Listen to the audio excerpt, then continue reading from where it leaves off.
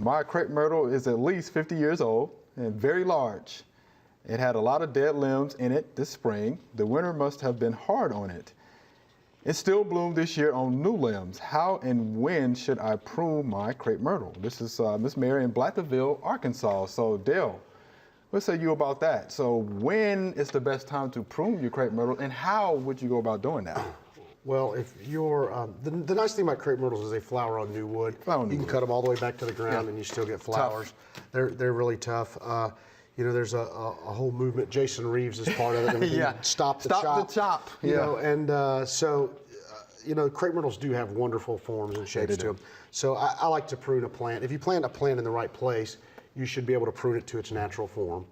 And I think prune a crepe myrtle anytime your shears are sharp would be a good analogy. But in the winter, you can see the structure better. Sure. But horticulturally, I don't think there is a wrong time to prune a crepe myrtle. Okay. You know, I like to cut back anything that's bigger than, say, the size of a number 2 pencil. Like when you were a kid, you know, those big fat pencils that you used to write with. I don't even think they do it anymore. Standard pencils. I don't know. They have mechanical pencils. Yeah, that's mechanical. So anyway.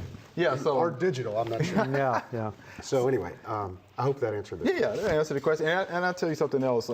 Anything that's crossed, anything that's diseased. Absolutely. You know, I would get rid of those. Dead, crossed, diseased, always, yeah. You know, get those out of there, you know, back to the nearest, you know, large branch or limb, or back to the trunk itself. A lot of people like to limb them up too. Take the suckers off the bottom, limb them up so you can see that beautiful trunk.